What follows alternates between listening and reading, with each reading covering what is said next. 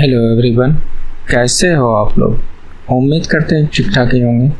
आज के वीडियो में हम लोग देखने वाले हैं आरआरबी एलपी टेक्नीशियंस भर्ती 2024 के लिए, जो कि मॉक टेस्ट का ये 53वां वीडियो है, जिसमें हमने प्रश्न को जो लिया है, परीक्षा आधारित संभावित प्रश्न को लिया है, जिसमें मैथ और रीजनिंग के क्वेश्चंस को हम लोग करने वाले हैं।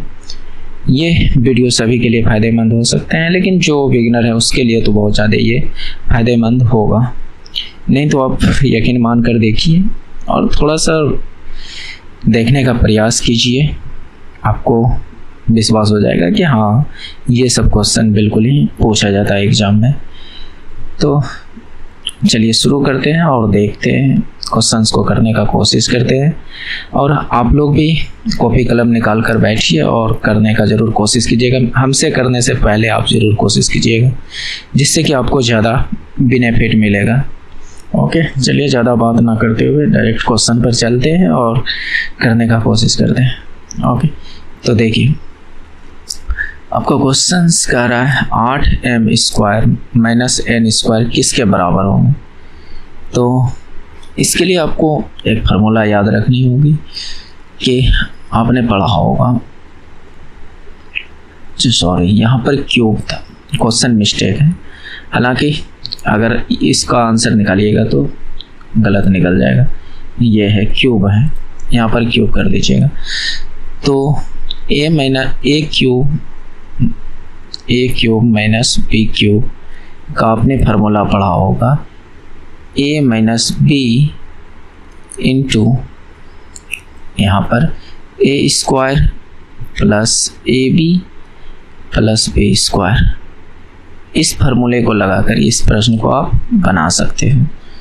तो जैसे कि यहाँ पर इसको मैं अगर देखूँ उस तरीके से, तो यहाँ पर ये है क्या, 8m³ माइनस n³। तो इसको मैं ऐसे लिख सकता हूँ क्या, 2m³ माइनस n³ ऐसे लिख सकता हूँ। तो आपका जवाब होगा कि हाँ, लिख तो सकते हैं।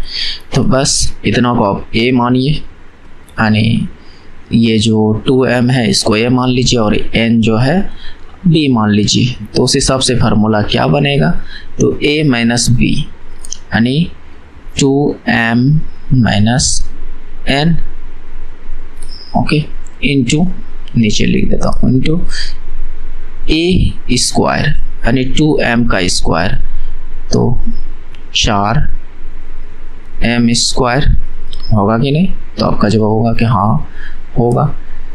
प्लस यहाँ प्लस है ab यानी 2m into n, 2m into n minus, थोड़ा सा मैं इसको इधर कर देता हूँ थोड़ा, ओके, चलिए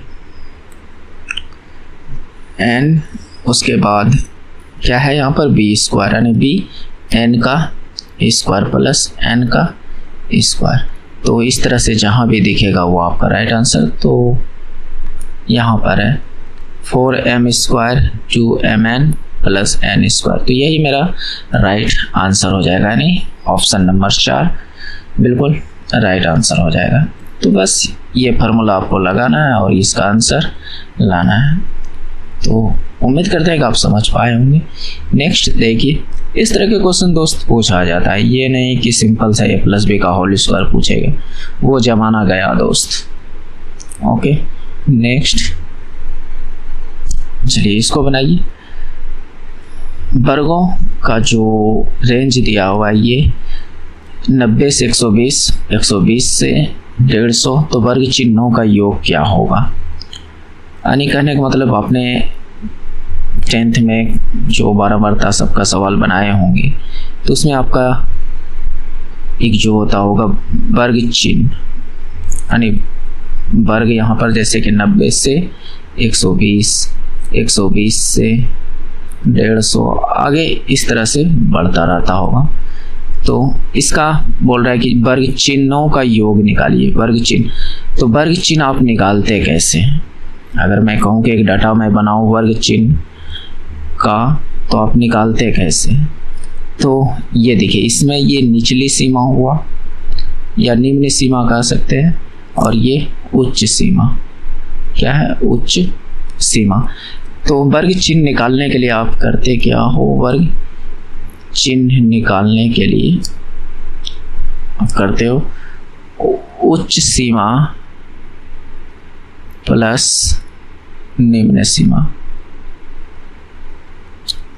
निम्न सीमा तो बटे 2 ये करते हो, है ना।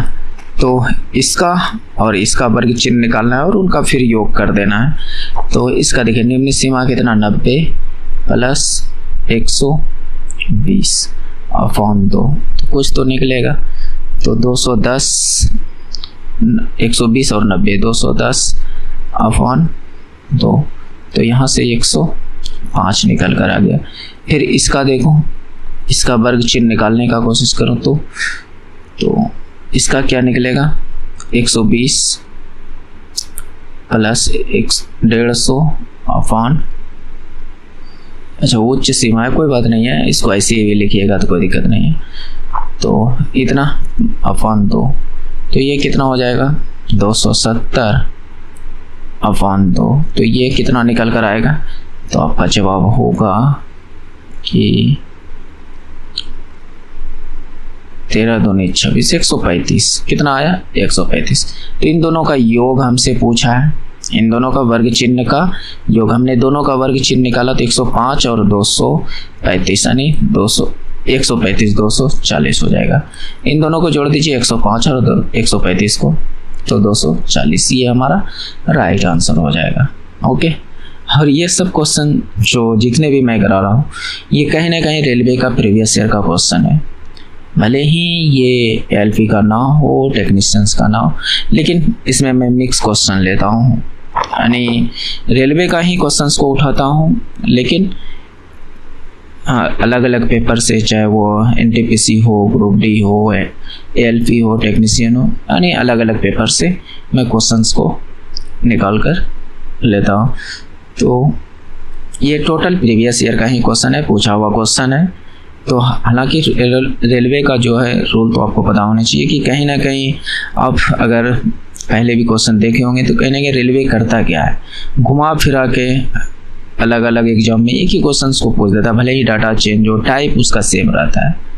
नहीं तो आप ग्रुप डी, एनटीपीसी, एलपी का मिलाकर क्वेश्चंस को देखिए, प्रीवियस ईयर का क्वेश्चंस को मिलाकर देखिएगा, तो कहीं ना कहीं बहुत सारे क्वेश्चन, मेरे में से 80% क्वेश्चन जो है एकदम हूबहू मिल जाता है, भले ही डाटा सिर्फ चेंज रहता है, लेकिन ऐसा रहता है। तो इस तरह के क्वेश्चंस को करनी चाहिए। नेक्स्ट देखिए, बनाइए इस क्वेश्चंस को। क्या कर रहा है, 2 sin a बराबर 2, यानी sin 2a बराबर 2 sin a, तो a का मान क्या होगा। तो ये सब फार्मूला बेस्ड क्वेश्चन है। जैसे कि यहाँ पर लिखा है sin 2a बराबर 2 sin a, हमसे a का वैल्यू पूछ रहा है कि ये a क्या होगा। ठीक है, तो देखिए इतना बराबर एक फार्मूला मैंने पिछली वीडियो में बताया था कि क्या होता है। इतना बराबर होता है 2 sin a into cos a बराबर, इधर तो जो है वही रहने देते हैं, 2 sin a। ठीक है, तो इतना होता है। तो इसको मैंने इतना में चेंज कर दिया, इतना बराबर ये फार्मूला होता है, ध्यान में रखना है। ठीक है, तो बस अब यहाँ से देखा जाए तो 2 दोनों साइड कट रहे हैं, 2 sin a इधर भी, 2 sin a इधर भी, तो इधर 1 बच गया, यानी cos a बराबर हमारे पास 1 बच गया। तो बताइए cos कितना डिग्री का मान 1 होगा। तो आपका जवाब होगा कि cos 0 डिग्री का मान 1 होता है, cos 0 डिग्री का मान 1 होता है। तो ये हमारा 0 डिग्री राइट आंसर हो जाएगा। ओके, नेक्स्ट चलिए, ये क्वेश्चन बहुत ही इजी है। इसमें सीधा कह रहा है कि 2 संख्याओं का महत्तम समावर्तक 15 है और उनका लघुत्तम समावर्तक 225 है। यदि संख्याओं में से एक 45 है तो दूसरी क्या होगा। तो आपने पढ़ा होगा, एक यहाँ पर पहला संख्या गुना दूसरा संख्या बराबर जो होता है एलसीएम इंटू एचसीएफ। तो बस इनसे रिलेटेड क्वेश्चन है, इसको आराम से आप लोग कर सकते हो। तो आपका एलसीएम पहला संख्या दिया हुआ, एक संख्या दिया हुआ है तो मान लेते हैं पहला संख्या हमें दिया था 45, हमें दूसरी संख्या फाइंड करनी है, ठीक है।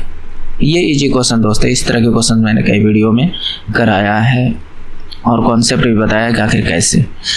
तो यहाँ पर देखिए आपका एलसीएम कितना है 225, एचसीएफ कितना है 15। तो बस हमें दूसरी संख्या फाइंड करना है, दूसरी संख्या तो क्या होगा 225 गुना 15 बटे 45 और हूबहू इस तरह से आंसर दे दिया है, ज़्यादा सोल्व ना किया, डायरेक्ट इस तरह से दे दिया है यहाँ पर, है ना। 15 गुना 225 बटे 45, तो यही राइट आंसर हो जाएगा। नेक्स्ट चलिए इस क्वेश्चन को बनाइए। अच्छा यहाँ पर थोड़ा सा ये त्रिभुज ABC और त्रिभुज PQR के परिमाप क्रमशः 36-24 सेंटीमीटर है, ठीक है। दो समरूप त्रिभुज है, तो यदि PQ बराबर 10 तो AB बराबर क्या होगा। कहने का मतलब ये है इसका कि अगर देखो तो एक त्रिभुज है आपका ABC और दूसरा समरूप त्रिभुज है इसी का ABC का समरूप PQR, ये है। तो हमें ABC का परिमाप और PQR का परिमाप दे दिया है, इसका टोटल परिमाप दे दिया है हमारे पास 36 और इसका 24, ठीक है, ये दे दिया है। और इसका PQ 10 दे दिया है, PQ 10 दे दिया और AB हमसे पूछ रहा है, ये वाला हमसे AB पूछ रहा है। तो बस समरूप त्रिभुज में आपको अनुपात लगाना होता है, बस लगा लीजिए वही आंसर। जैसे परिमाप का अनुपात परिमाप से, यानी परिमाप को परिमाप से अनुपातित कर दीजिए, यानी 36/24, ठीक है। इसका हमें पूछ रहा है, पहले त्रिभुज वाला आया, ABC वाला आया है, तो ABC वाला हमें ज्ञात करनी है। तो मान लेते हैं ABC में AB ज्ञात करना है और PQ वाला दिया है, PQ वाला दिया है, यानी PQR वाला दिया है 10, यानी इस भुजा का संबंध इससे करना है और परिमाप का संबंध परिमाप से। तो बस इसको घटाइए पिटाइए आपका आंसर। तो देखिए 12 से 2 बार, 12 से 3 बार, 2 से 5 बार, तो AB बराबर यहाँ से कितना आ जाएगा 5 दिया 15, तो 15 सेंटीमीटर आपका राइट आंसर हो जाएगा। ओके नेक्स्ट चलिए इस क्वेश्चन को बनाइए। देखिए क्या कर रहा है, 1/√5√2 - 7 बराबर A√2 + B, तो AB का मान ज्ञात कीजिए, ठीक है। तो इसमें सीधा सीधा इसको हल करना होता है, 1 बटे जो भी है यहाँ पर 1 बटे 5√2 - 7, इसको हल करना होता है बराबर में A√5, अच्छा 2 है, 2 + B ये है। तो चलिए इसका हर परिमयकरण कर दीजिए। हर परिमयकरण करने का मतलब कि नीचे वाले को ऊपर वाले से गुना कर देना है, तो यानी 5√2 और यहाँ पर माइनस जो है उसको प्लस कर देना है 7, और ऊपर में 1 पहले से था, गुना में 1 नहीं भी लिखिएगा चलेगा, और नीचे भी सेम चीज़ से गुना करना है, जो ऊपर की है वही चीज़ नीचे भी करना है। पहले जो है पहले उसको लिखिए, √2 - 7, ये पहले से था और गुना करना है इसमें प्लस करके, इसमें प्लस करके, यानी यहाँ पे जो माइनस है उसको प्लस करके गुना करना है। 5√2 माइनस के जगह पर प्लस करना है। ये आपका हर परिमयकरण हो गया। कहने का मतलब इसको जैसे का तैसे उतारिए, और नीचे वाला जो है देखिए भिन्न में 2 चीज़ होता है आपका, एक ऊपर वाला अंश होता है और नीचे वाला हर होता है। तो हर परिमयकरण करने का मतलब कि नीचे में जो है उसको ऊपर ऊपर नीचे दोनों से गुना कीजिए, लेकिन ये चिन्ह चेंज करके। बात समझ रहे हैं? अगर इस तरह दिया हो तो, अगर मान लेते सिर्फ 1/√2 दिया रहता तो इसका हर परिमेयकरण करने के लिए कहा था तो √2 से ऊपर भी गुना करते हैं और √2 से नीचे भी गुना करते हैं, क्योंकि इसमें प्लस माइनस लगा नहीं था, इसलिए सेम टू सेम संख्या से गुना करना है। तो ये आपका हर परिमेयकरण हो गया। तो सेम इसी तरह यहाँ पर मैंने किया है। ओके, तो इस बात को समझ चुके हैं तो बस आपका आंसर तक पहुँचने वाले हैं आप लोग। a√2 + b ये है, तो ठीक है।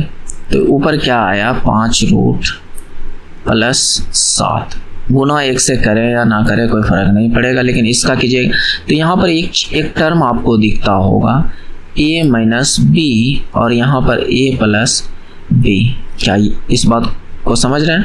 तो ये चीज़ दिख रहा है। जब इस तरह रहे और गुना में, तो कहने का मतलब a - b × a + b बराबर जो होता है आपका a² - b², ये होता है, ये फार्मूला आपका होता है। तो बस यही चीज़ यहाँ पर लगाना है। तो कहने का मतलब यहाँ पर इसका देखिए a - b × a + b था, a - b × a + b, तो हमें a² यानी 5√2 का स्क्वायर, तो 5 × 25 दूनी 50 आ जाएगा। यानी इसका स्क्वायर कीजिएगा, 5√2 का स्क्वायर कीजिएगा तो 50 आएगा। और b² क्या है, b मतलब 7 का स्क्वायर मतलब 49। क्या मेरी बात को समझ रहे हैं? समझ रहे होंगे। ओके, तो देखिए यहाँ पर इसको सेम कलर से लिख देता हूँ, 50 - 49, ठीक है, इतना। तो ये तो घट कर 1 हो जाएंगे और बराबर में क्या है, a + √2, देखिए √2 + b, ठीक है। तो ये घटकर सेम 1 बन गया, तो ऊपर बचा क्या, 5√2 + 7 बराबर a√2 + का b। तो बस हमसे a और b का वैल्यू पूछा है कि a और b का मान क्या होगा, a बराबर क्या होगा, b बराबर क्या होगा। तो देखिए √2 यहाँ है, अगर गौर से देखा जाए तो √2 यहाँ भी है और √2 यहाँ भी है। √2 के आगे a है और √2 के आगे यहाँ पर 5 है, इसका मतलब a का मतलब क्या है, 5। यहाँ पर b है और यहाँ पर 7 है, इसका मतलब b का वैल्यू 7 है। क्या मेरी बात को समझ रहे हैं? समझ रहे हैं तो बिल्कुल अच्छी बात है। तो 5, 7 हमारा राइट आंसर हो जाएगा। यानी पहले a का मान 5, b का मान 7 है। यहाँ पर ये 2 ऑप्शन सेम नहीं देना चाहिए था, हालांकि क्रमशः अगर कहता तो अच्छा रहता। यहाँ पर क्रमशः होना चाहिए था, क्रमशः, ये राइट आंसर हो जाएगा। ओके, नेक्स्ट चलिए इस क्वेश्चंस को बनाइए, अच्छा क्वेश्चंस है। और इस पर हमने कहा भी था कि आप लोग ट्रिपलेट याद रखिए। यहीं पर देखिए, अब ट्रिपलेट आपका काम कहाँ पर आता है। आप लोग को मैंने कहा था कि ट्रिपलेट जो होगा उसको याद कर लीजिएगा, जो कि आपको काम आएगा, जो कि अभी देखिए काम आता है। जैसे यहाँ पर लिखा है ट्रिपलेट कहने का मतलब समकोण त्रिभुज में ये, जैसे ये आपका समकोण त्रिभुज है, अगर ये आपका भुजा 3 है, ये 4 है, तो ये वाला ऑटोमेटिक 5 हो जाएगा। ये पाइथागोरियन ट्रिपलेट है, यानी पाइथागोरस त्रिक है। तो इस तरह से जैसे आपको ये 2 वैल्यू पता है तो तीसरा आराम से निकल जाएगा, यानी 3, 4, 5 का एक ट्रिपलेट बनता है। तो चलिए कुछ ट्रिपलेट मैं आप लोगों को लिखा देता हूँ, जैसे कि 3, 4, 5 याद कर लीजिएगा, आपका काम आएगा, ठीक है। क्योंकि वहाँ पे आपको जैसे यहाँ पर कहने का मतलब कि अगर इसको आप P मानते हो, इसको आप B मानते हो, तो ये H, अगर 3, 4 दिया हुआ है तो ये H जो है ऑटोमेटिक 5 आपके दिमाग में आ जानी चाहिए कि 3, 4, 5 का ट्रिपलेट होता है। बात समझ रहे हैं? तो यही मतलब है। हालांकि अगर आप निकालना चाहोगे तो कैसे निकलेगा, p² + b² बराबर h²। जब इतना कुछ कीजिएगा, लगा कर निकालिएगा, तब जाकर आपका ट्रिपलेट निकलेगा, यानी तीसरी भुजा निकलेगी। बात समझ रहे हैं? तो ये डायरेक्ट यही बात पूछ रहा है कि समकोण त्रिभुज की पहचान करें कि समकोण त्रिभुज कौन सा है। तो 4 5 7 का ट्रिपलेट नहीं बनता। कुछ ट्रिपलेट मैं लिखा रहा हूँ, ऑटोमेटिक आ जाएगा इसमें से, इनमें जो भी ऑप्शन में होगा, ठीक है। तो एक होता है 5 12 13 का, एक होता है आपका हो जाएगा 7 24 25 और किस 8 15 17 8 15 17 और चलिए एक 9 24 9 40 41 9 40 41। ये ट्रिपलेट हमें थोड़ा बहुत याद है और आप लोग भी कोशिश कीजिएगा याद करने का। 12 35 37, ये हालांकि इसका ट्रिक भी होता है, चलिए उसका भी मैं आप लोग को बताता हूँ ट्रिक से कैसे निकाल सकते हो। 13 84 85, ये इसका ट्रिपलेट हो सकता है। और 16 63 65 16 63 65 और चलिए एक और लिख लेते हैं 20 21 9 लास्ट में तो 29 20 21। तो ये कुछ ट्रिपलेट मैंने लिखा है, इसको एक दो बार पढ़ लीजिएगा, याद रहेगा। तो यहाँ इससे देखिए बहुत आसानी से बहुत सारे प्रश्न बन जाएंगे।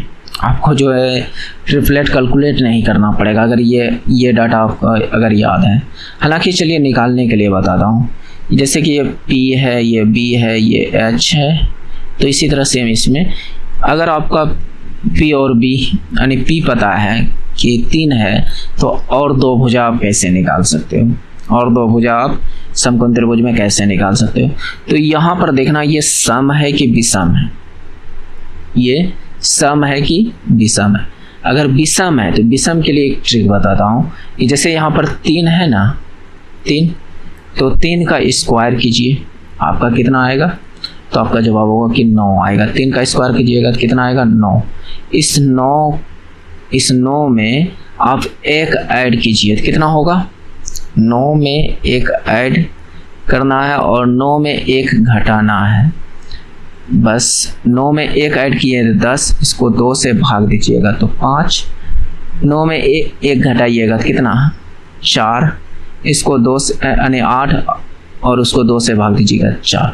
तो विषम संख्या के लिए अगर ट्रिपलेट निकालनी हो, आपको लंब पता है, तो 2 भुजा आराम से आप निकाल सकते हो कि 5 और 4 होगा। ये छोटा डाटा लेकर, हालांकि बड़ा पर भी निकाल सकते हो। जैसे कि मैं कह रहा हूँ कि 13 पर रिलेट, तो 13 का हमें निकालना है ट्रिपलेट। तो 13 का स्क्वायर कितना, तो आपका जवाब होगा कि 169। 169 में आप 1 ऐड कीजिए, 1 ऐड कीजिए, उसको 2 से भाग दीजिए। 169 1 70 170 का अधियाँ कितना होगा, तो 170 का अधियाँ 85 हो जाएगा।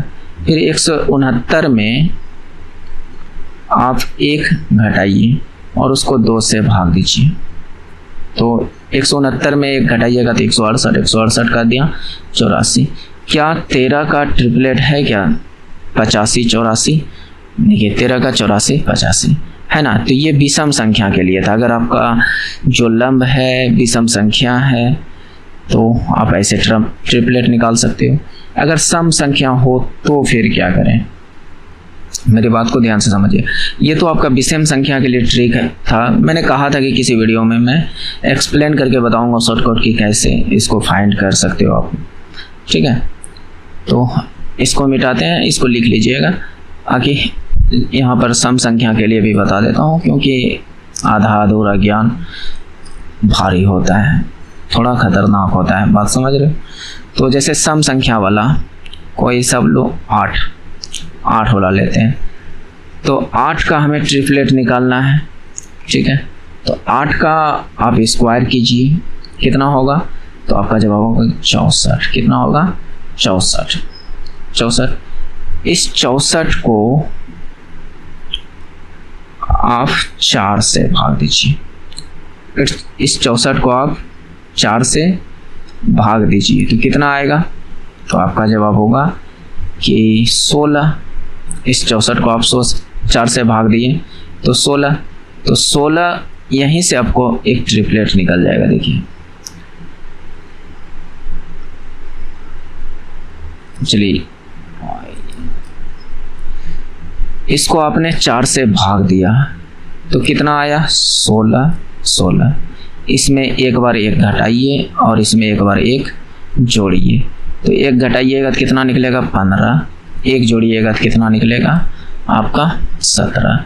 तो 8, 15, 17 का ट्रिपलेट बनता है, 8, 15, 17 है ना। तो इस तरह से आप ट्रिपलेट निकाल सकते हो सम और विषम संख्या के लिए।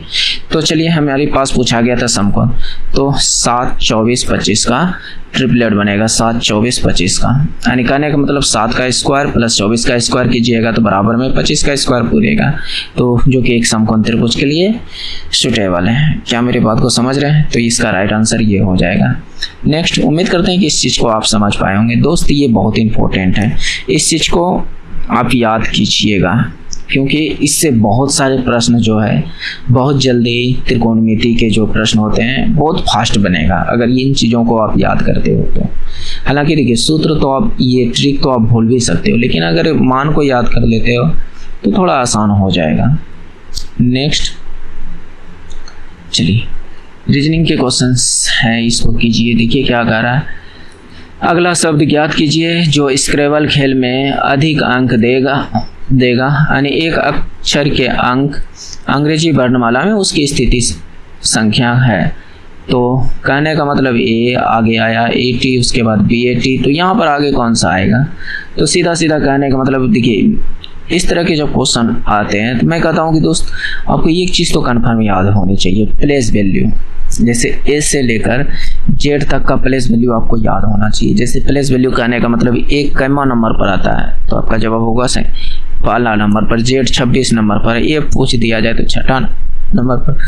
तो ये मान जो है ए से लेकर जेड तक 2600 लेटर का एक जेड आपको एकदम आपकी टिप पर याद होनी चाहिए, बात समझ रहे हो? तो आपका 50% जो इस मतलब कि इससे क्वेश्चन जो बनता है कोडिंग डिकोडिंग से वो आपका बन जाएगा। 50% में थोड़ा हाथ पैर मारना पड़ेगा, थोड़ा दिमाग लगाना पड़ेगा, लेकिन 50% क्वेश्चन आपका आसानी से बन जाएगा। जैसे मेरा कहने का मतलब समझिएगा, यहाँ पर देखिएगा ए का प्लेस वैल्यू 1, यानी ये जो संख्या इसका वैल्यू 1 आया, यहाँ पर है 1 और ये टी का वैल्यू 20, तो 1 और 20 मिलकर कितना होंगे 21। तो इससे ये बड़ा हुआ, कहने का मतलब जो ये वाट के स्थान पर आएगा तो ये पिछले वाले से ज़्यादा आएगा, यानी 1 से ये ज़्यादा है। इसको आप जोड़ कर देखिए तो 2, 1, 20, तो यहाँ पर कितना आ रहा है 20, 3, 23, तो इसका मतलब 23 से ज़्यादा मान आनी चाहिए। इन सबको जोड़ने पर 23 के से ज़्यादा मान आना चाहिए। एक अक्षर अंक अंग्रेजी वर्णमाला में उसकी स्थिति क्या होगी, ठीक है। तो ये 23 आया, तो आप इसको जोड़ कर देखिए कितना आता है 20, 2, 22, यानी सबसे अधिक अंक देना चाहिए। तो अधिक अंक जिससे भी मिलेगा वो हमारा राइट आंसर होगा। जैसे यहाँ पर देख लीजिए, इन तीनों को जोड़े तो 23 और 9 कितना आया 23, 9, 27, तो इन सभी को जोड़ेंगे 27, 23, 5, 28, 23, 8, 31, 23 और इस 19 पर 23 प्लस 19 ये कितना हो जाएगा 9, 3, 12 और 2, 1, 3, 1, 4, 42। तो सबसे ज़्यादा मान किससे मिला है? तो सबसे ज़्यादा मान हमें बैट्स से मिला है, जो वही बोल रहा है कि अधिक अंक देगा। अधिक तो ये सब भी है, लेकिन सबसे ज़्यादा वाला लेना है। तो यहाँ पर बैट्स हो जाएगा BATS बैट्स। क्या मेरी बात को समझ रहे हैं? तो ये आपका 42 राइट आंसर हो जाएगा, चूँकि ये बैट्स से मिल रहा है, बाकी बात इन सबसे कम मिल रहा है। बात समझ रहे हैं? तो ये आपका राइट आंसर हो जाएगा। नेक्स्ट चलिए डाटा एनालिसिस का क्वेश्चन है। इन सब क्वेश्चंस में कुछ रहता नहीं, बस आपको थोड़ा सा ध्यान से देखना है कि आखिर कहा क्या रहा है। इसमें जो कि C1 से लेकर C6 तक COE के प्रति वर्ष वेतन लाख में वितरण को दर्शाता है, यानी इसके जो ये सब है बांटा हुआ राशि दिखा रहा है कि वितरण राशि है। कि C1 कहने का मतलब कि ये वाला इसको 55 लाख मिल रहे हैं, तो सेम इस टाइप से। तो यहाँ पर कह रहे हैं निम्नतम और उच्चतम वेतन पाने वाले COE के बीच आहरित वेतन में अंतर कितना प्रतिशत है, कितना प्रतिशत का अंतर है। तो सबसे ज़्यादा देखा जाए तो किसके पास है, 75 लाख, और सबसे कम अगर देखा जाए तो कहाँ है, ये 50 -50। तो हमें परसेंटेज ज्ञात करने बोल रहा है, और किसके वेतन से, उच्चतम वेतन वाले पाने वाले COE के बीच। तो उच्चतम वेतन वाले, तो ये कितना है, 75। परसेंटेज के लिए 100 से गुना करना है, बस इसको सोल्व कीजिए तो आपका आंसर आ जाएगा। तो यहाँ पर 25 और ये 75 गुना 100। ओके, तो ये, तो इसको सोल्व करते हैं तो 25 तिया और 100/3 आ रहा है। रुकिए, निम्नतम और उच्चतम वेतन पाने वाले COE के बीच आहरित वेतन प्रतिशत का अंतर, वेतन प्रतिशत का अंतर कितना है। ऐसे तो नहीं है, क्योंकि ऐसे तो 100/3 आना चाहिए, 100/3 जो कि ऑप्शन में नहीं है। 33 पॉइंट कुछ होना चाहिए। इसका मतलब इसके वेतन से तुलना करने बोल रहा है, जो निम्नतम वाले हैं, जो निम्नतम वाले हैं उससे तुलना करने के लिए बोल रहा है। तो बस तुलना करना है निम्नतम वाले से, जिससे तुलना करना है उसको नीचे रखना है। ओके, तो इससे तुलना करवाना है, तो /50। तो देखा जाए तो यहाँ से घुमा फिरा कर 25/50 गुना 100, तो 50 दूनी 100 और 25 दूनी 50%। तो ये हमारा 50% राइट आंसर हो जाएगा। ये नहीं कि सिर्फ घटा दीजिएगा, नहीं, ये एग्जैक्ट है। ये 50 लाख है, ये 75 लाख, ये 60 लाख। इसका हमें परसेंटेज पूछ रहा था, प्रतिशत पूछ रहा था। प्रतिशत निकालने के लिए कुछ ही रूल को आप फॉलो करते हैं, बात समझ रहे हैं। तो इस तरह से आप कर सकते हो इसको। नेक्स्ट दोस्त, हो सकता है आज वीडियो की क्वालिटी थोड़ा लो हो, क्योंकि पता नहीं आजकल मोबाइल कंपनी वाले करते क्या है। मैं पहले MI के फ़ोन से वीडियो को एडिट करता था, लेकिन वो फ़ोन ख़राब होने के बाद मैंने OnePlus का फ़ोन लिया, और जो कि इसमें क्वालिटी ही नहीं एडिटिंग में दे रहा है, मात्र 1080 का मतलब कि एडिटिंग क्वालिटी दे रहा है। और 1080 पर एडिट करने पर होता है कि आप लोगों को एक उसमें मिलता होगा 280p 360p। तो ये जो 240 वाला होता है ना 1080 पर एडिट करने पर, तो ये 240 वाला मिस हो जाता है। और हमारे कई ऐसे दोस्त हैं जो कि अभी भी कुछ मतलब कि जहाँ पर नेटवर्क वगैरह बढ़िया नहीं है, तो वहाँ अभी भी लोग 4G पर शिफ्ट हैं, और 4G भी सही से काम नहीं करते हैं। तो उनके लिए 360 और उससे ऊपर की क्वालिटी में देखना थोड़ा सा टफ हो जाते हैं, तो इसलिए वो चीज़ नहीं हो पाते हैं। तो हालांकि करें तो करें क्या, क्योंकि उस फ़ोन में डिस्प्ले एरर आ गया है, जिससे मैं पहले एडिट किया करता था, जिसके वजह से अभी कुछ दिन तक ये वाली जो है 240 वाला हो सकता है मिसिंग रहे। जैसे ही वो फ़ोन की डिस्प्ले बन जाती है, तो फिर आपको ये वाला क्वालिटी मिल जाएगा। तो दोस्त थोड़ा सा मैनेज कीजिएगा। ओके, चलिए ये क्वेश्चन तो शायद पहले भी हो चुका है, ये 2 बार हो चुका है। चलिए इस क्वेश्चन को कीजिए।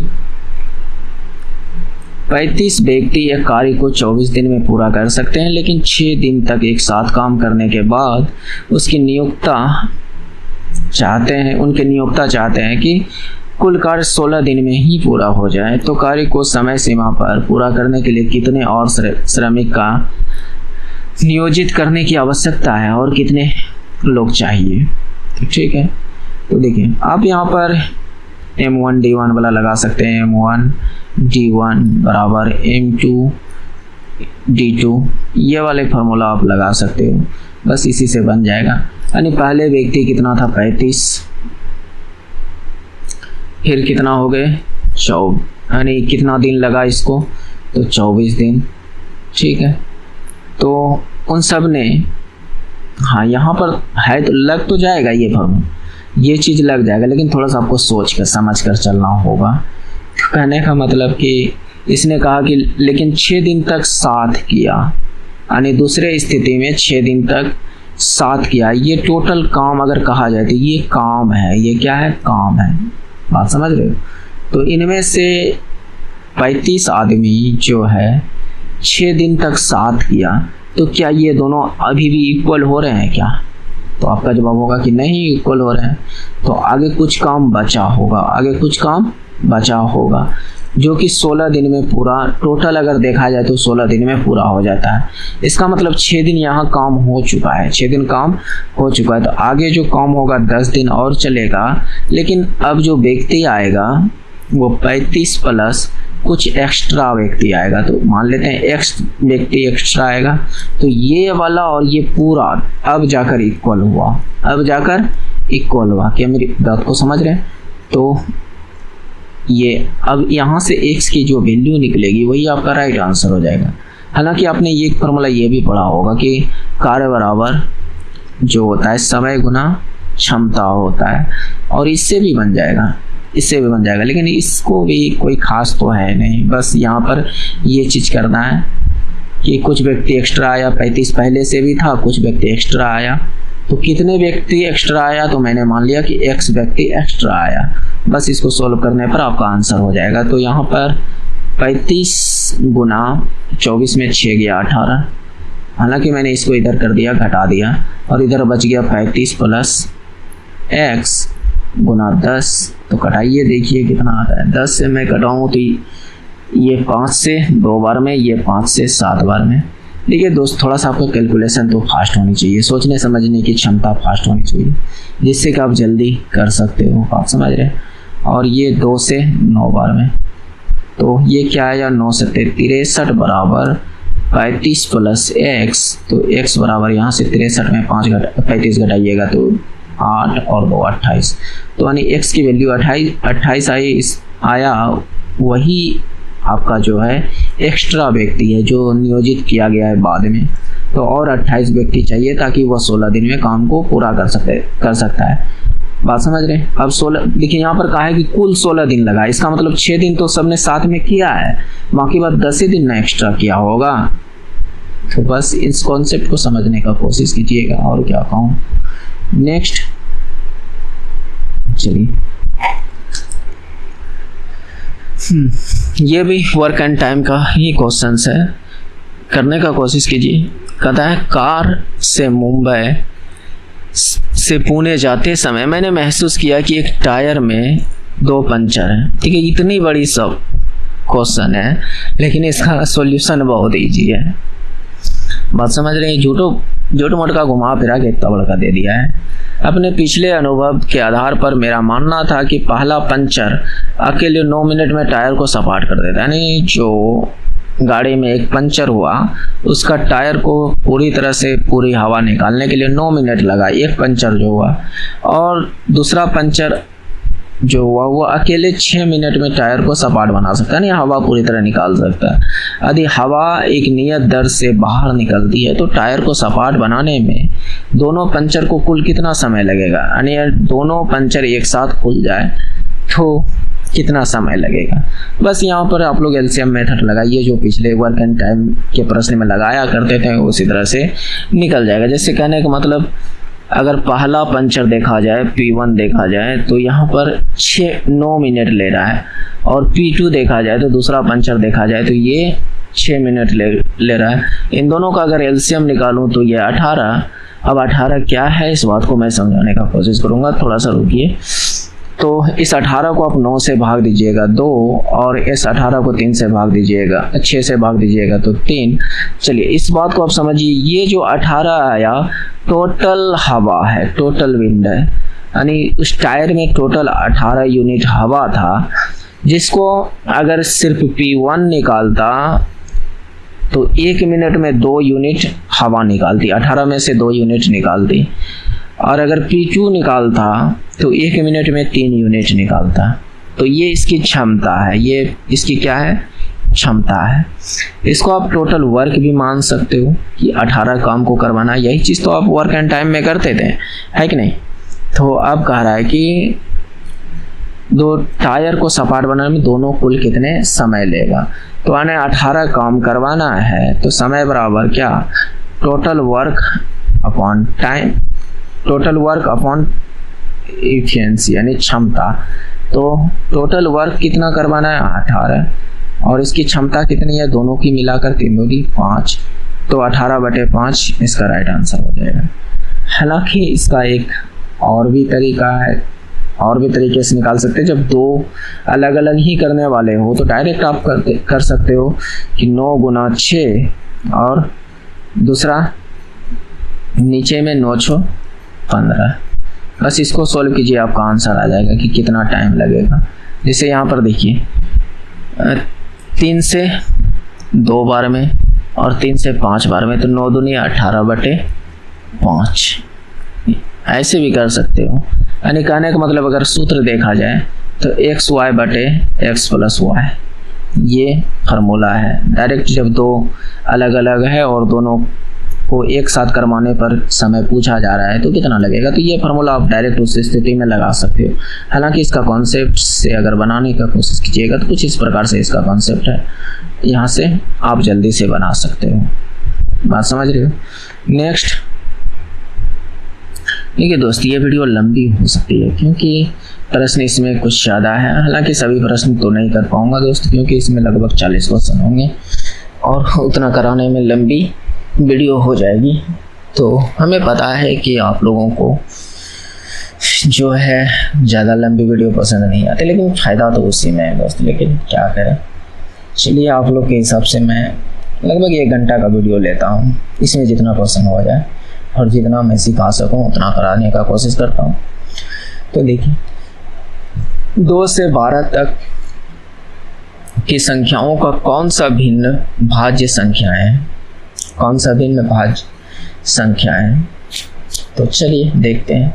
2 से लेकर 12 तक यानी 2 के बाद 3, 3 के बाद 4, 4 के बाद 5 12 तक में तो पूछ रहा कौन सा भिन्न भाज्य संख्याएं है। ठीक है, यानी सीधा सीधा बोलना चाहिए कि कितने भिन्न जो है भाज्य संख्याएं। तो मैं इसे 2 से 12 तक में देखूं तो भाज्य अगर संख्या निकालने की कोशिश करूं तो कितना होगा, कौन कौन सा होगा।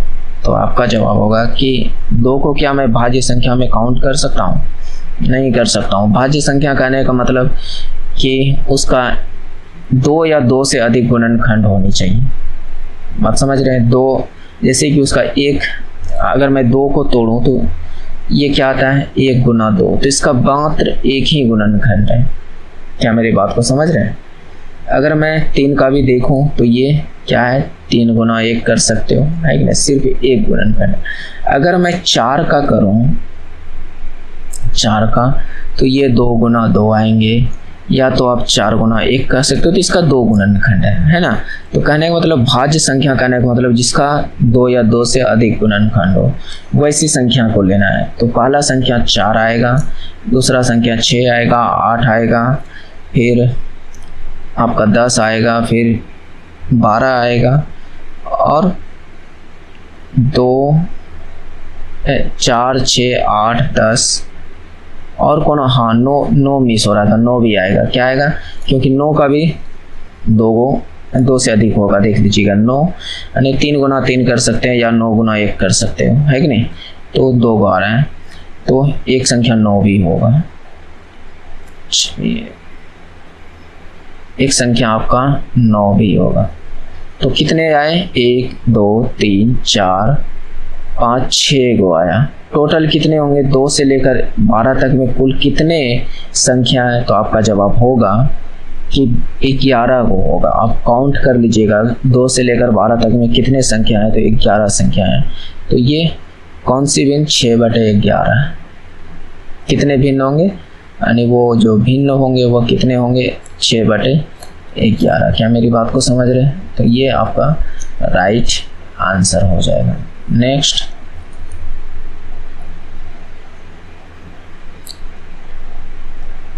चलिए इसको देखिए। कहता है कि वस्तुओं को सर्वोत्तम रूप से वर्गीकृत करता है। ऑल्टीमीटर, बैरोमीटर, डायनोमीटर और थर्मामीटर, इन सब के लिए हम कौन सा एक सटीक शब्द का उपयोग कर सकते हैं? तापमीटर नहीं, वो तो सिर्फ थर्मामीटर के लिए होंगे। मापक यंत्र, ये सभी के सभी मापक यंत्र हैं। हाँ, ये चीज़ हो सकता है, ये सभी के सभी कुछ ना कुछ तो माप रहे हैं। बैरोमीटर दाब को माप रहे हैं, थर्मामीटर टेम्परेचर को, ऑल्टीमीटर ऊंचाई को। ये डायनोमीटर क्या मापते हैं? डायनोमीटर, इसकी आइडिया नहीं, आप लोग कमेंट करके बताइएगा। तो ये सब है, तो कहीं ना कहीं ये सभी के सभी मापक यंत्र है, तो ये राइट आंसर हो जाएगा। नेक्स्ट चलिए इसको कीजिए। हाँ, तो यहाँ पर वाट के स्थान पर पूछ रहा है कि क्या होगा, है ना? तो बताइए क्या होगा। तो सिंपल सा हिसाब किताब लगाना है, कुछ ज़्यादा नहीं लगाना है। पहला संख्या में इसको घटाइए, यानी इसमें इसको घटाइए, कितना आया? तो आपका जवाब होगा कि 18 आएगा। यानी 30 में 12 को घटाइएगा 18, और इसमें जो है 2 को ऐड कर दीजिएगा तो 20 आएगा। तो ये यहाँ पर 20 है। तो सेम कंडीशन यहाँ पर भी है। 42 में 14 को घटाइएगा 28 और 2 जोड़िएगा 30। उसी तरह इसमें घटाइए 6, 40 और 2 जोड़ दीजिए 42। क्या मेरी बात को समझ रहे? यानी 56 में 16 को घटाना है तो आया कितना? 40, और इसमें 2 को ऐड करना है, 2 को ऐड करना है। तो ये यहाँ पर कितना आया? 42। ये आपका राइट आंसर। देखिए दोस्तों, मैं औरों की तरह आपको नहीं घुमाऊंगा कि सोचिए इसका क्या होगा नहीं होगा। अगर करना रहेगा तो आप वीडियो रोककर आराम से कर सकते हो, है कि नहीं? मैं आपका टाइम वेस्ट क्यों करूँ? डायरेक्ट जो तरीका है वही बता देता हूँ, जो एक तरह से सही भी है। नेक्स्ट चलिए, यदि एक गोले की त्रिज्या को दुगुना कर दिया जाए तो नए गोले का आयतन मूल गोले के आयतन का अनुपात क्या होगा? कहने का मतलब कि पहले गोले की त्रिज्या जो थी r थी, बाद में उसको त्रिज्या को दोगुना कर दिया, यानी बाद में जो त्रिज्या बना, बाद वाले की जो त्रिज्या बनी वो आपका 2r हो गया। ठीक है, तो ये पहले वाला का है, ये दूसरे वाला का, तो ये नए वाला का त्रिज्या है। तो कह रहा है कि नए गोले के जो आयतन है और मूल गोले का आयतन का अनुपात क्या होगा। तो चलिए, गोला का आयतन सीधा सीधा देखा जाए तो क्या होता है? 1/3। 1/3 कहाँ से? देखिए 4/3 पाई r क्यूब, 4/3 पाई r क्यूब, ये आपका गोले का आयतन होता है। तो दोनों अलग अलग है, तो यहाँ पर लगाते हैं और दोनों का अनुपात पूछ रहा है। तो पहले नए वाले का लिखना है 4/3 पाई, और इसकी r कितना है? 2r, यानी इसका मतलब 2r का क्यूब। ये इसका अनुपात निकालने बोल रहा है इससे, तो वो ये भी 4/3 पाई, यहाँ पर r जो लेना है सिर्फ r, यानी r का क्यूब। क्या मेरी बात को समझ रहे हैं? समझ रहे होंगे। तो यहाँ से देखा जाए तो ये आपका 4/3 दोनों साइड है, तो ये कटा, ये पाई से पाई खत्म। इसको सोल्व कीजिएगा तो 8r क्यूब, और इसको सोल्व कीजिएगा तो ये r क्यूब तो है ही, तो r क्यूब से r क्यूब खत्म, तो बचा कितना? 8, और ये कितने बार में कटा? 1 बार में, तो ये 8:1 आपका राइट आंसर हो जाएगा। इन सब सवाल में कुछ रहता नहीं, बस फार्मूला बेस्ड रहता है, थोड़ा सा समझने का कोशिश कीजिएगा क्या और क्या। यहाँ पर लिख सकते हैं नया त्रिज्या या नया गोले। नेक्स्ट चलिए, एक शहर की वर्तमान जनसंख्या 50,000 है। यदि शहर की जनसंख्या में वार्षिक रूप से 4% की वृद्धि होती है तो 2 वर्ष बाद की जनसंख्या क्या होगी? 2 वर्ष बाद की जनसंख्या क्या होगी, ये बात पूछा जा रहा है। ठीक है, तो देखिए इसको बनाने का तो आप पुराने वाले तरीके से भी बना सकते हो, लेकिन वहाँ पर टाइम ज़्यादा लगेगा। इसको थोड़ा सा अलग तरीके से बनाने का कोशिश करता है, हालांकि और भी अलग तरीका हो सकता है इसका। चलिए दोनों तरीका बताऊंगा, जो भी आपको अच्छा लगे उन तरीके से कीजिएगा, लेकिन बिल्कुल मैं पुराने तरीका का इस्तेमाल नहीं करूँगा। इस 4% को आप पकड़िए, तो 4% का मतलब क्या होता है? 1/4 25। इसको अगर सोल्व कीजिएगा तो कितना होता है 1/25। तो ये वाले जो नीचे वाली डाटा है वो आपका मूलधन है और ये जो ऊपर वाला भी डाटा है वो आपका ब्याज है, यानी इंटरेस्ट है। वो क्या है? इंटरेस्ट है। तो चक्रवृद्धि ब्याज की बात कर रही है, ठीक है। तो ये चक्रवृद्धि ब्याज का ये कॉन्सेप्ट मैं बता रहा हूँ। साधारण ब्याज में ऐसे नहीं लगाइएगा, साधारण ब्याज में भी लगाने के लिए बताऊंगा कि कैसे सिंपल लगा सकते हो, लेकिन ये चक्रवृद्धि ब्याज के लिए मैं बता रहा हूँ क्योंकि इसमें कह रहा है कि प्रति वर्ष 4% बढ़ रहा है। तो कहीं ना कहीं ये चक्रवृद्धि ब्याज की बात कर रहा है।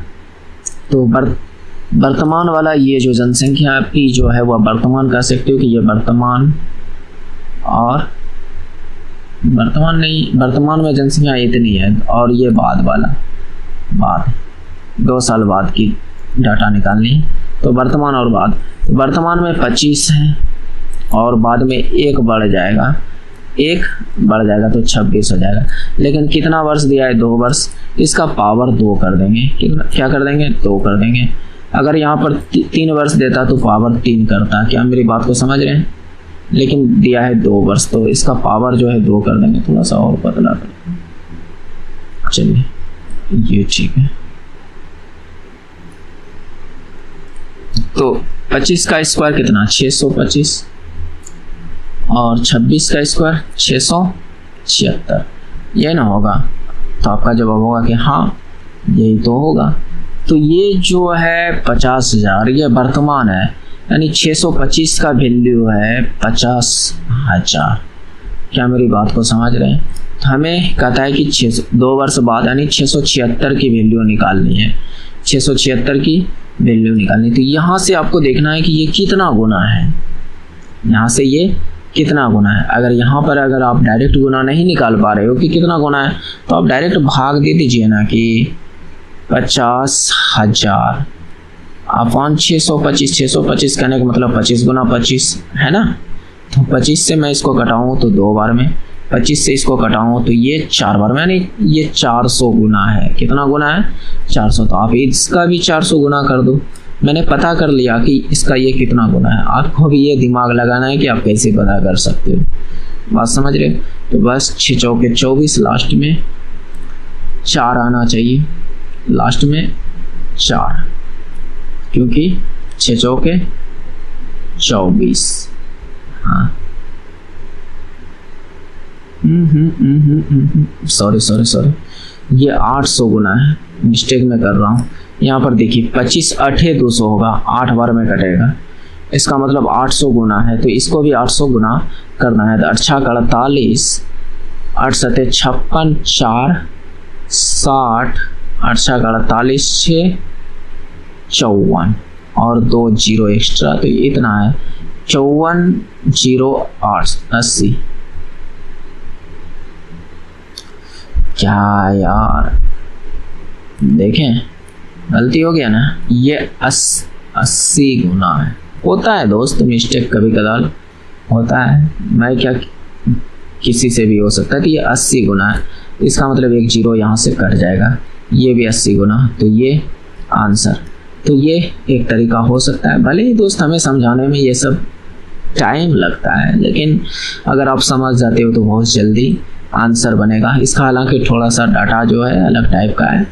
बात समझ रहे हैं? ये 4% दे दिया, 10% 20% देता, थोड़ा आसान हो जाता है। बात समझ रहे हैं?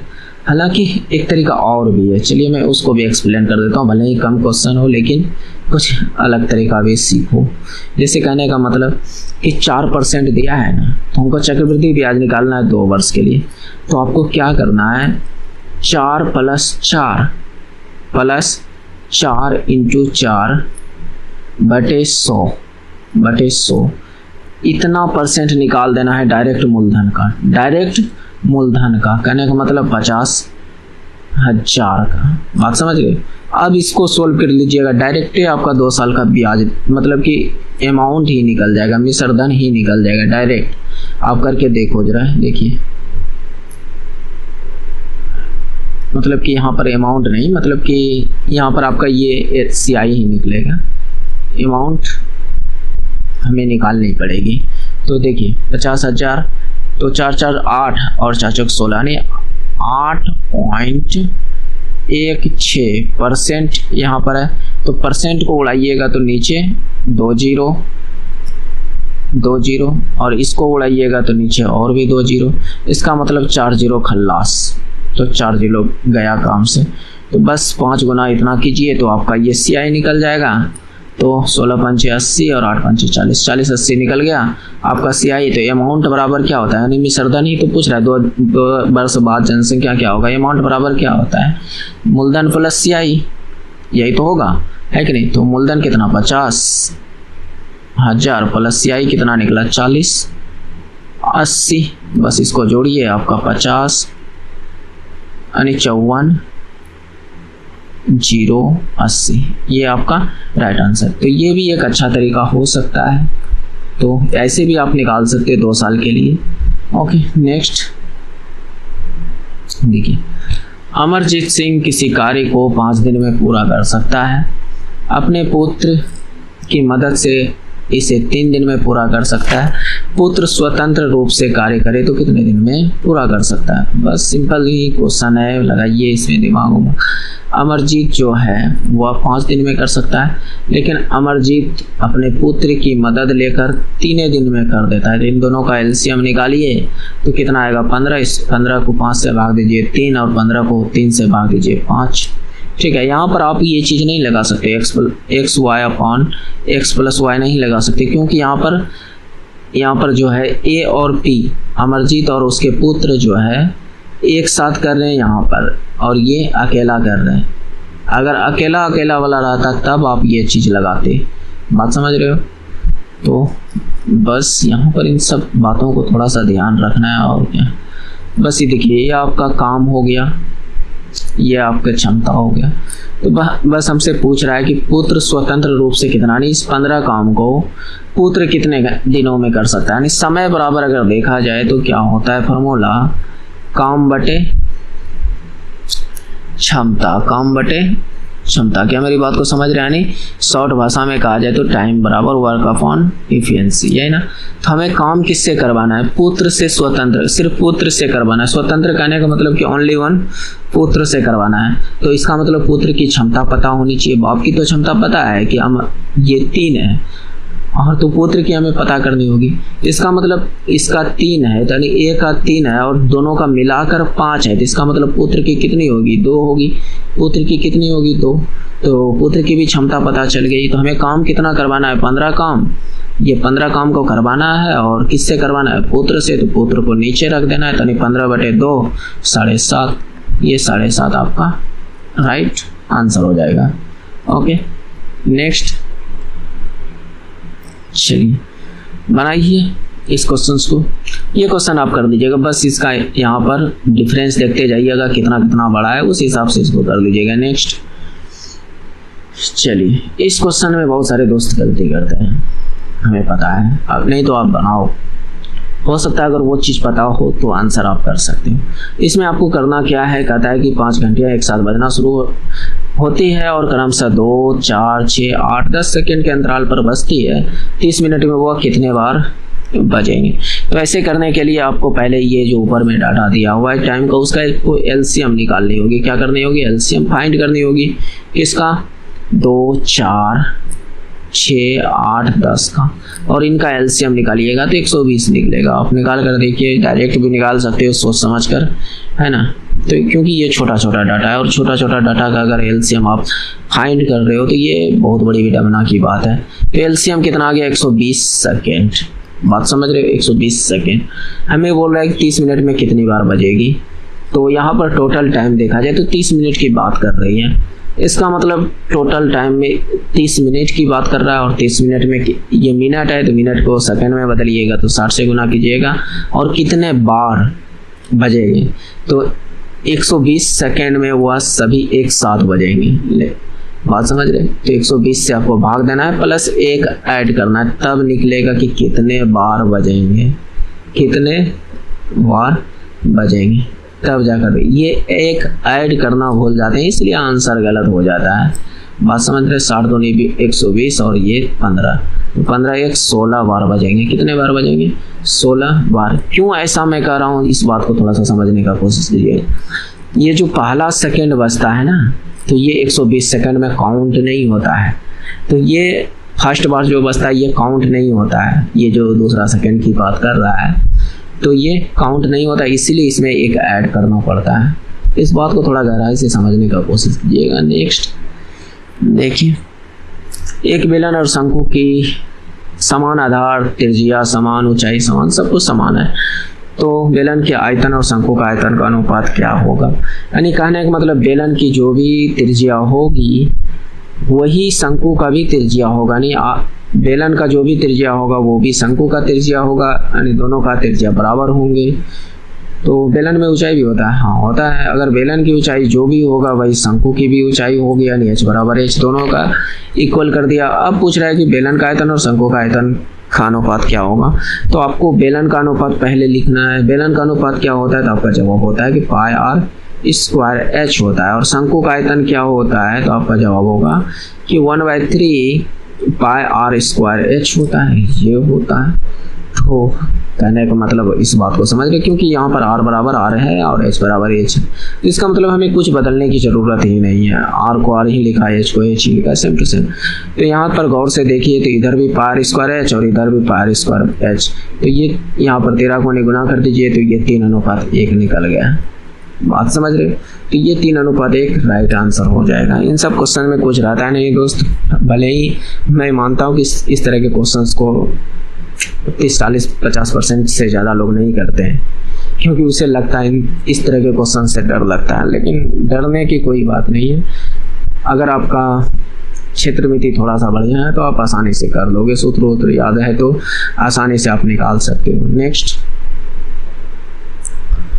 ये भी क्वेश्चन 2 बार हो गया है, पीछे मैंने कर दिया। नेक्स्ट देखिए, चलिए इसको बनाते हैं और इसको यहाँ पर एंड करेंगे। हम आगे बाद नेक्स्ट वीडियो में क्वेश्चंस को ले लेंगे, क्योंकि अभी भी यहाँ से 15 क्वेश्चंस के आसपास होंगे। एक महिला की ओर संकेत करते हुए एक आदमी ने कहा कि उसका पिता मेरे पिता के इकलौते पुत्र हैं, तो वह आदमी महिला से किस प्रकार संबंधित है। ठीक है, कहता है एक महिला की ओर संकेत करता है, करते हुए आदमी ने कहता है, तो आदमी ने कहता है, तो मैं आदमी को यहाँ पर बनाता हूँ। आदमी ने कहा कि उसका पिता, यानी किसका पिता, महिला का पिता, महिला का पिता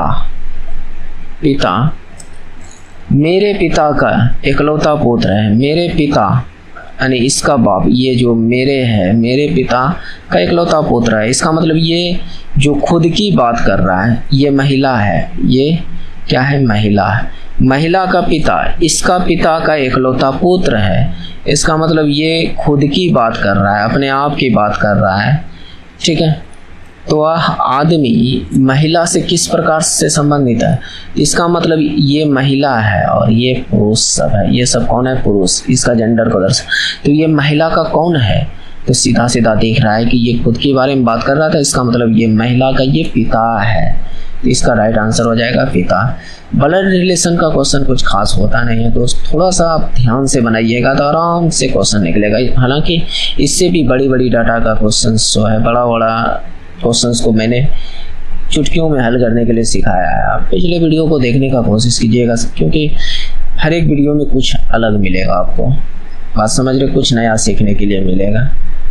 नेक्स्ट, चलिए इस क्वेश्चंस को कर लेते हैं, फिर छोड़ देंगे, उसके बाद नेक्स्ट वीडियो में करेंगे। क्या कह रहा है, दी गई तालिका एक बगीचे में 90 पौधे की ऊंचाई दर्शाती है। इनमें देखा जाए तो इन सभी को जोड़ा जाए तो ये 90 है, टोटल कितनी है, 90। और इनकी ऊंचाई का कुछ माप किया है कि 20 ठो जो पौधा है 58 सेंटीमीटर का है, 25 ठो जो 61 सेंटीमीटर का। तो चलिए ऐसे कितने पौधे हैं जिनकी ऊंचाई 61 सेंटीमीटर या अधिक हो लेकिन 70 से कम हो, तो ऐसे ढूंढने हैं जिनका कि 61 सेंटीमीटर हो या 61 से अधिक हो लेकिन 70 से कम होनी चाहिए, लेकिन 70 से कम होनी चाहिए, ये बात पूछ रहा है। तो ठीक है, तो 61 वाला लेना है तो कितना, 25 ठो। तो टोटल पौधा जो लेना है 61 वाला कितना, 25 गो। 61 से थोड़ा ज़्यादा वाला ये 14 भी लेना होगा।